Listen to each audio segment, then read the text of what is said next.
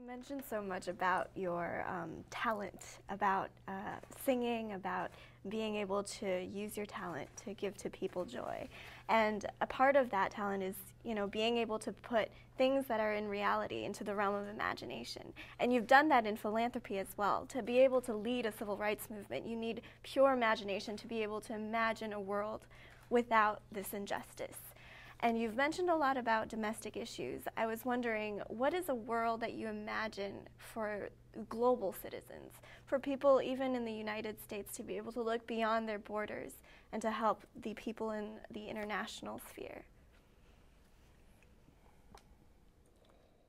I think the greatest opportunity that's been put through modern civilization was yet another attempt to arrive at a forum where there could be the Council of all nations, of all people, to sit and to have the most important thing we've experienced as a species, and that is the right to sit in a forum and to convince each other of each other's beauty, of each other's choices, and to compete in that sense. We used to do it territorially, walk and club somebody over the head, take their village, take their turf, take their women, take their everything, and in that might and power we saw the growth of civilization. It's really something else. And the United Nations, for me, always said, wow, here's another chance with modern technology and how quickly we can communicate.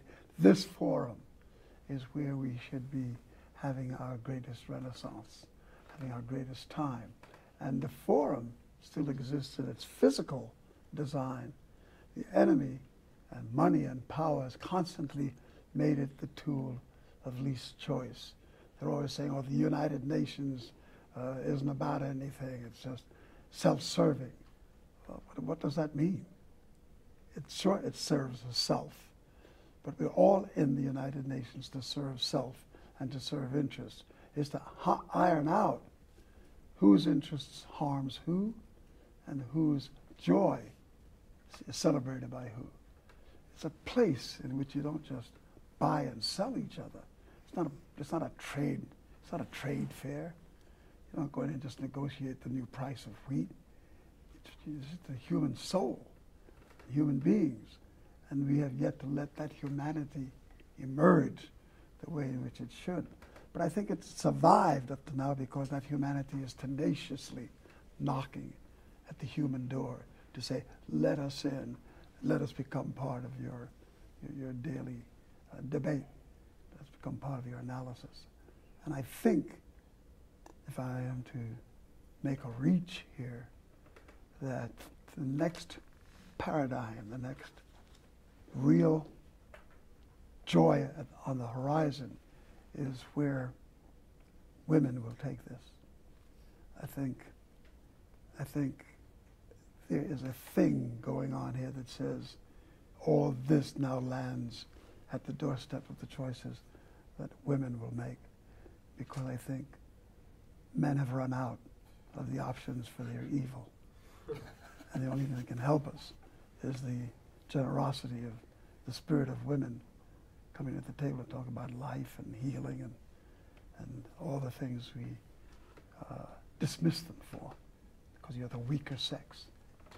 And all those little things we throw around, you know, the stupidity of it. But I think it's just something we just have to make part of our popular vocabulary. Ain't no big deal.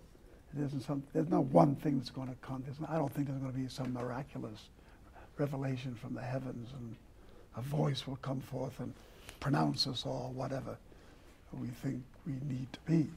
It's going to come from ant-like daily encounter, and bumping into one another, creating and growing and building, and being able to make the selection between that which should survive because it's good, and that which should be left to nurture the rest of life because it's going to decay.